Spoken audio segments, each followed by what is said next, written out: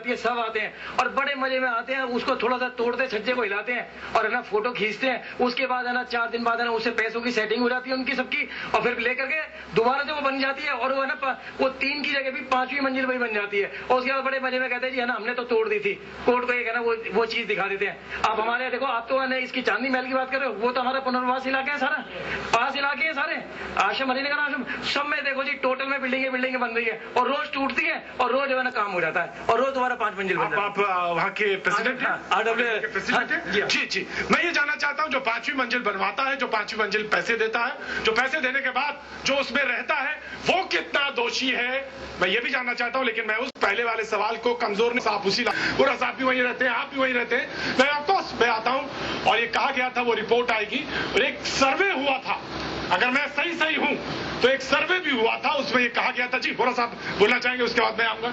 जी 26 नवंबर 2010 को आपकी एक स्टेटमेंट आई थी पेपर्स में चंदोलिया जी की कि यमुना के किनारे के जितने मकान हैं उसमें बेसमेंट नहीं होनी चाहिए और इसके लिए आपने एक जांच कमेटी बिठाई थी। इसके बाद अप्रैल में IIT दिल्ली वालों की रिपोर्ट भी आ गई जिसमें ये कहा गया कि हाँ ये वाटर लॉगिंग की वजह से मकान गिर रहे हैं। लेकिन 10 महीने बीतने के बावजूद भी आपकी तरफ से MCD की जो जांच रिपोर्ट आनी थी वो अभी तक नहीं आई। अगर इस बीच में अगर कोई और मकान गिर जाता है, 10, 20, 50 बंदे वहां पे मरते हैं तो उसकी जिम्मेवारी किसके ऊपर जाएगी? एक एरियल सर्वे की भी बात हुई थी, एक एरियल सर्वे हुआ था उसी इलाके का जिसमें यह कहा गया था, 2009 में एरियल सर्वे हुआ था जिसमें मकानों की हाइट जो थी 20.46 मीटर पाई गई थी, जबकि लीगली 15 मीटर से ऊपर कोई ऐसा मकान नहीं होना चाहिए। एरियल सर्वे करने के बावजूद भी आपने उस पर क्या एक्शन लिया अभी तक? उसको रोकने का प्रयास किया या आपने ये देखा कि उसके कम से कम उसके बाद तो वो बिल्डिंग्स ना बने? आप कुछ सवाल जोड़ना चाह रहे थे? जी जी। ललिता पार्क का RWA चेयरमैन हूँ और उस बिल्डिंग का जो ललिता पार्क में गिरी थी नवंबर पिछले साल, उसका प्रत्यक्ष गवाह हूँ। मैं आपको ये बताना चाहता हूँ, उस बिल्डिंग के बाद मीटिंग हुई, डिजास्टर मैनेजमेंट की मीटिंग हुई, उसमें कुछ बिल पास किए गए, कुछ नहीं हुआ। MCD की मीटिंग हुई, कुछ नहीं हुआ। उसके बाद एक कमेटी बनाई गई, सर्वे कमेटी में कुछ सुपरिटेंडिंग इंजीनियर, कुछ एक्टिव इंजीनियर लगाए गए। उन्होंने बिल्डिंगों के सर्वे किए। सर्वे करने के बाद बिल्डिंगों को सील करने की बारी आई। मैं बड़े दुख के साथ आज कहना पड़ता है, भ्रष्टाचार की आकांक्षा बताता हूँ कि उस भ्रष्टाचार 3 करोड़ रुपए का भ्रष्टाचार हुआ। जिन बिल्डिंगों का सर्वे हुआ 15 मीटर से जो नीची थी उनको सील कर दिया गया, 300 मीटर के दायरे के अंदर थी उनको सील कर दिया गया। जो बिल्डिंगें 5-5 मंजिल बनी हुई थी और जो बिल्कुल बेकार बिल्डर की बनी हुई थी वो एक भी सील नहीं गई। मैं दावे के साथ कहता हूँ बिल्डर की ललिता पार्क में एक भी बिल्डिंग सील नहीं हुई है, एक भी बिल्डिंग आज चालू करा ली जाए। मैंने इसके लिए जुडिशियल इंक्वायरी के लिए कहा था, चंदोलिया साहब को भी जाके मिला था मैं। जुडिशियल इंक्वायरी की आज भी मैं रिपोर्ट करता हूँ, अगर जुडिशियल इंक्वायरी में मैं गलत पाया गया तो मैं जो भी सजा देने के लिए तैयार हूँ। अदरवाइज MCD के इंजीनियर्स को सजा क्यों नहीं दी जाती जिन्होंने सर्वे करने में 3 करोड़ रुपया कमाया? 3 करोड़। मैं ये जानना चाहता हूँ, जब उस समय सस्पेंड हुए थे, जब उस ललिता पार्क में कुछ इंजीनियर सस्पेंड हुए थे, उसके बाद प्रमोशन करके भेज दिया जी, उनको प्रमोशन करके भेज दिया, उनको प्रमोट करके भेज दिया गया।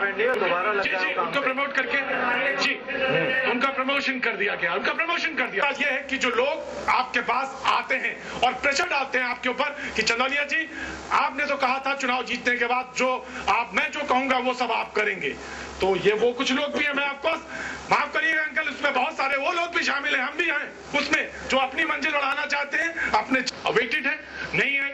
सर्वे हुआ, उस सर्वे में जो बिल्डिंग्स पाई गई कुछ सील की गई, जो शायद 15 मीटर से नीचे थी वो सील कर दी गई, लेकिन ग्राउंड जीरो पर जो रियलिटी है बहुत दुखदाई है। देखिए, जो भाई साहब ने बात कही है मुझे अच्छी तरह मालूम है। जब ललिता पार्क की घटना हुई थी और मैं भी वहां गया था, लगभग 50 से 100 बिल्डिंगों के अंदर पानी बेस ग्राउंड फ्लोर के ऊपर तक वहां पानी था। और जब नगर निगम का दस्ता वहां पर गया तो मुझे भाई साहब वहां नजर नहीं आए होंगे। लोगों ने उसका विरोध किया, लोग मकान खाली नहीं करना चाहते, लोगों के पास जगह नहीं है, जाएंगे कहां?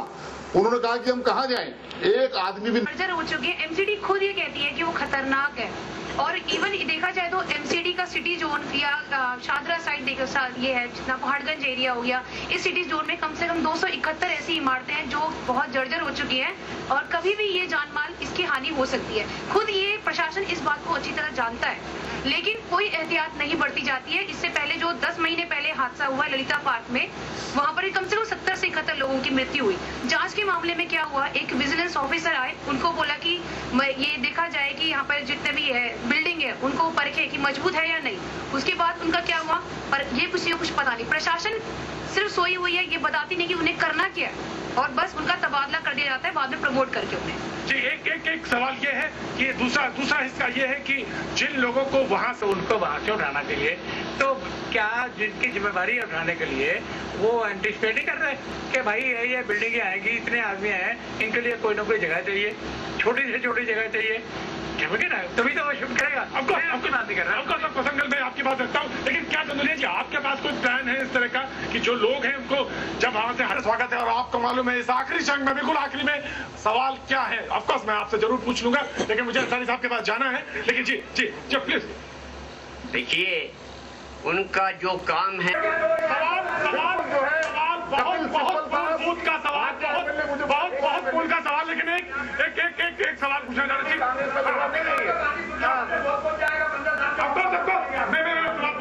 अभी कुछ महीने पहले एक पोस्ट एम्प्लॉय स्कैम हुआ था एमसीडी में।